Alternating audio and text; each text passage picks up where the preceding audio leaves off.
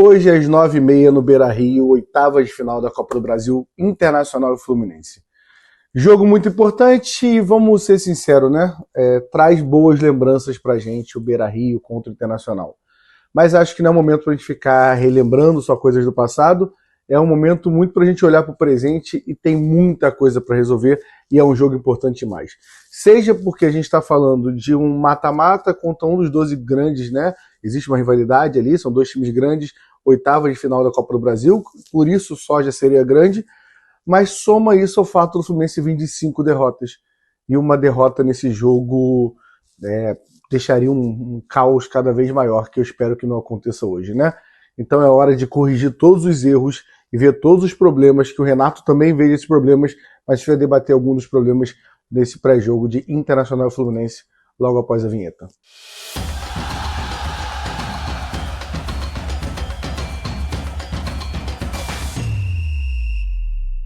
Antes de começar, eu vou pedir para você, deixa o like, por favor, se inscreve no canal, a gente vem fazendo esse trabalho aqui e vocês têm dado muita moral, tá? Para a gente bater 15 mil inscritos.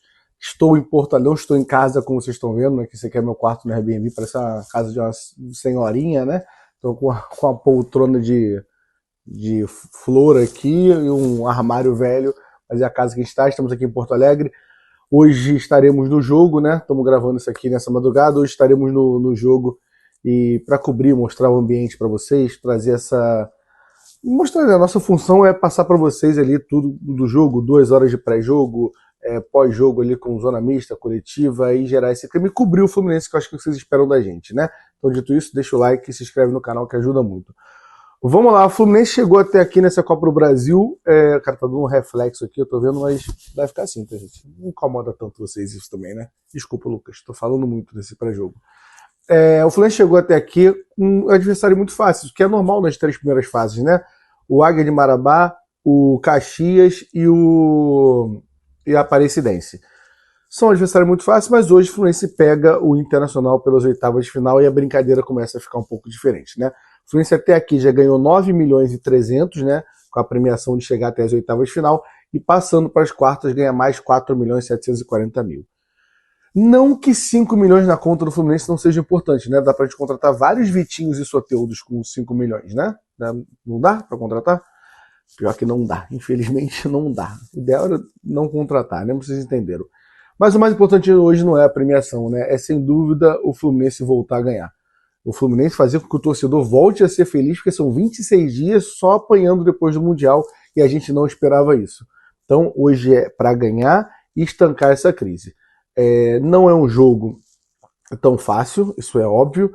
Não é uma Copa tão fácil como é a Copa Sul-Americana, a gente precisa ser justo, mas na temporada passada o Vasco chegou na semifinal, então é Copa. E de Copa dizem que o Renato entende um pouco, e a gente pode dizer isso também, porque em 2007 ele estava com a gente, né? Mas para tudo que eu estou falando ter algum sentido, a gente tem que ganhar do Inter hoje, que é o nosso adversário, que eu vou falar como o Inter vem para a partida de hoje à noite, 9h30 no Beira-Rio. Vamos falar um pouco do Internacional, a gente tem muita coisa para falar do Inter, né? No nosso histórico são 96 jogos, não esqueci dessa vez, tá, Lucas? 96 jogos, 32 vitórias Fluminense, 35 derrotas e 29 empates. Esse é o nosso histórico, é um histórico bem equilibrado, né? E o Inter, falando sobre o campeonato, né? Dos jogos recentes a gente ganha aqui no Beira-Rio esse ano no Brasileirão. No ano passado a gente empata acho que é a estreia do Mano Menezes, a gente empata no Maracanã, um gol do Ganso, e a gente perde aqui, mas é um time todo reserva nosso que vem pra cá.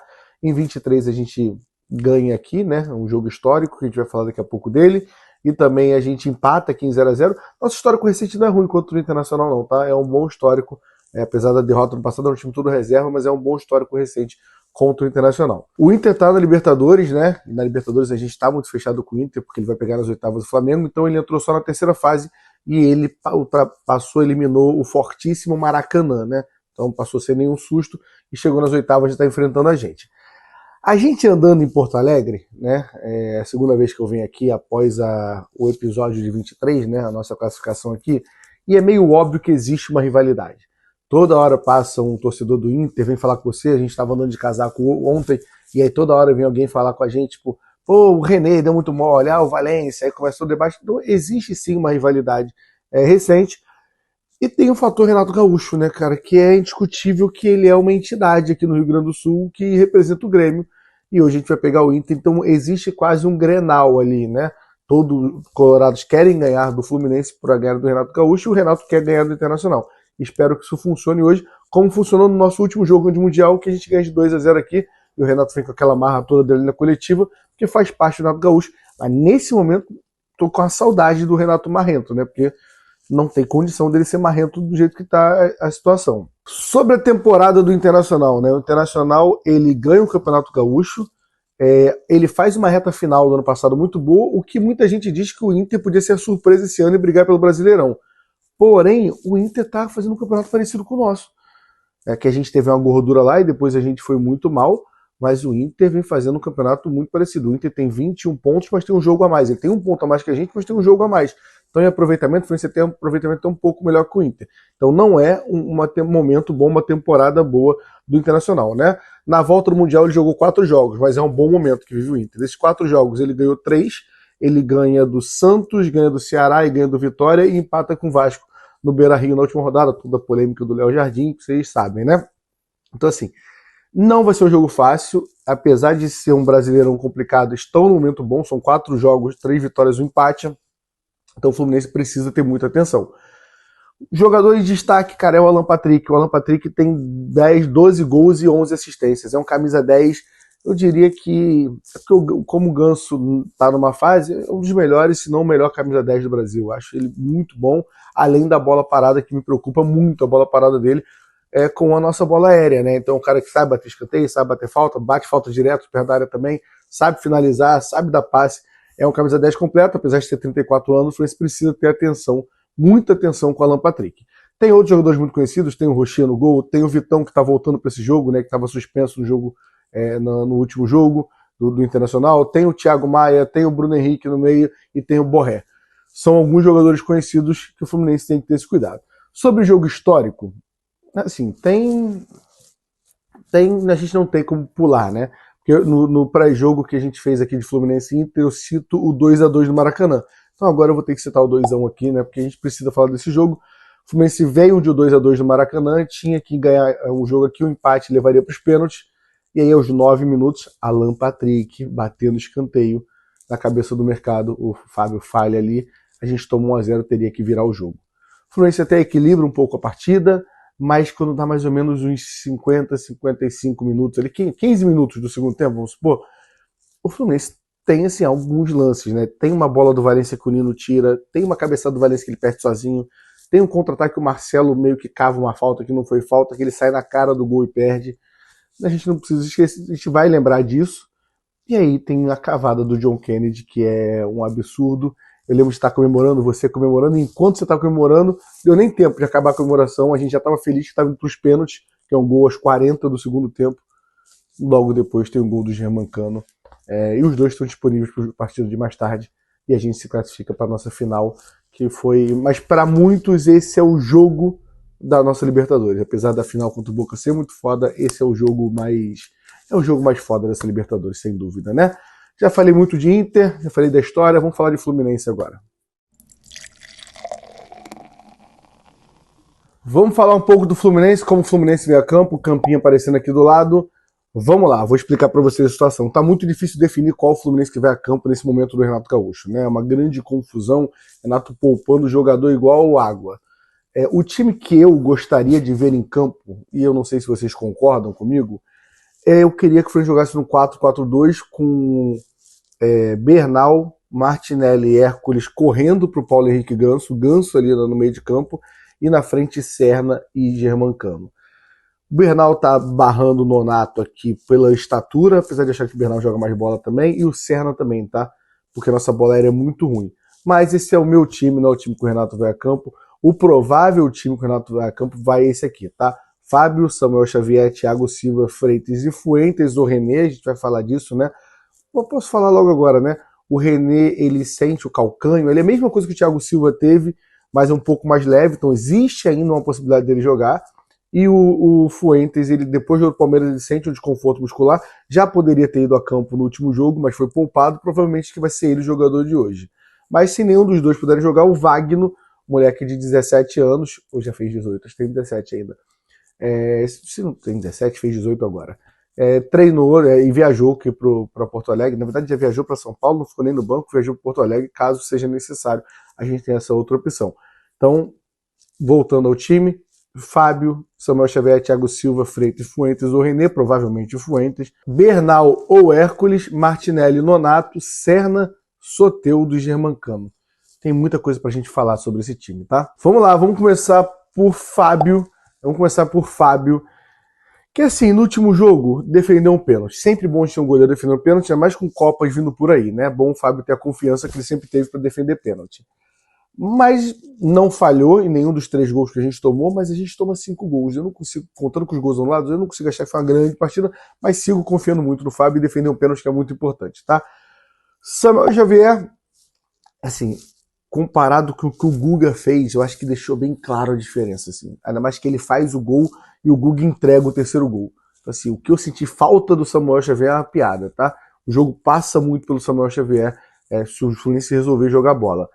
Thiago Silva, acho que como capitão precisa manter o time alerta hoje. Fazer aquele time jogar, esse time jogar ligado como jogou a Copa do Mundo. Acho que passa isso a função do capitão. Ao lado dele, Freitas, que eu não acho que vem no momento que me passa confiança. Ignacio machucou, só tenho Freitas mesmo, não vou de Manuel nem Thiago Santos. Mas, assim, se eu falar pra você que eu tô muito tranquilo, jogar uma Copa, né, um mata-mata com o Freitas na zaga, é mentira minha, tá? Na esquerda, provavelmente o Fuentes, que faça uma ótima partida hoje. Acho que tá devendo futebol, mas que hoje seja o dia do Fuentes. Mas se o René tiver apto, tá parecendo o Fuentes e o René aqui, né? Se o René tiver apto, a gente vai de René. Acho mais confiável. Eu preferiria de René. Bernal ou Hércules? Eu confesso que eu iria de Bernal, como eu falei, mas eu barraria o Nonato e não o Hércules. Mas essa é a dúvida do Renato entre Bernal e Hércules. Eu acho que o Hércules está muito sumido e o Hércules sabe jogar bola. Eu acho que falta um protagonismo pro Hércules.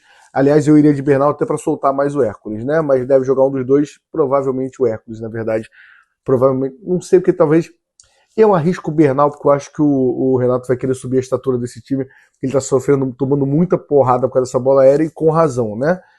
Martinelli, a gente precisa de um grande jogo do Martinelli de novo. Já tá na hora, veio boa fase com o Renato, mas tá precisando que seja esse jogo, até porque o Martinelli é um dos caras principais para essa transição do time. Essa saída de bola ali de trás. Então o Martinelli é essencial para esse time jogar bola. E Nonato, que é outro que, assim como é, eu acho que tá um pouco apagado, um pouco, tem que chamar mais responsabilidade, já que ele tá ali fazendo camisa 10. Então cabe ele se aproximar mais da bola, pedir mais a bola, jogar mais bola, se aproximar da área, chutar. Esse time precisa chutar, tá? Serna é assim, pode jogar muito bem. Aliás, aqui no Beira-Rio ele faz um golaço, né? O gol antes da gente viajar ao Mundial, ele bate de trivela ali, o Samuel Xavier dá um puta passe para ele, que se repita isso hoje seja uma grande noite de Serna, mas a gente nunca sabe qual é a noite do Serna, mas acho que aumenta também a estatura, por isso uma escolha de Serna e não Canóbio. Soteldo, assim, eu tenho que ser sincero com vocês no pré-jogo, né? Não sei se vocês me entendem, mas vamos lá. Eu não fico feliz com o Soteldo, eu não fiquei feliz com o Soteldo sendo contratado. Eu não fico feliz com o Soteldo sendo relacionado. Então eu fico menos feliz ainda quando ele é titular do Fluminense. Mas que hoje eu esteja errado e ele acabe com o Internacional. Que ele parta para cima, drible todo mundo, dê assistência, gol eu pedi demais. Mas que o Soteldo tem uma grande noite hoje. Mas confesso, aqui é para se jogar limpo, né? Não seria meu titular. Mas não seria mesmo. E Germancano, que seria meu titular, não vem numa fase absurda, boa, não vem na fase boa, né? Não é absurda, não vem na fase boa. Mas, cara, fez seu gol de pênalti, tem 16 gols na temporada, a concorrência dele é John Kennedy e Everaldo, que os dois têm alergia a gol. Então, Germancano, mas no Beira-Rio é torcer pro homem estar inspirado hoje fazer o L, né? Esse é o time do Fluminense que vem a campo, comandado por ele, Renato Gaúcho. Que é assim, queria falar, senhor Renato Gaúcho, que esse jogo tem muita importância para você, tá? Até porque se você perder esse jogo, assim, não tem Guardiola, Mourinho, o Ancelotti, qualquer um aí que sustente 6 derrotas, que aliás iguala o recorde do ano passado, que é o recorde da história do Fluminense. E mais uma, né, encaminhar uma eliminação. Então trate de ganhar. E segundo, porque é o Internacional. Você não é o senhor rival do Internacional? Trate de ganhar e chegue muito marrento ali na coletiva, tá? Fala as apostas pro jogo de hoje. Apostas da KTO pro jogo de hoje, tá? Antes de pedir para você, deixa o like, se inscreve no canal. Você já fez isso, acho que não precisava pedir, né? Mas vamos às apostas pro jogo de hoje. Tá aparecendo aqui a odd, tá pagando 2,10 pro Internacional, 4,10 pro Fluminense. Isso aqui significa duas coisas. Uma, o Inter é favorito, segundo a KTO. Significa três coisas.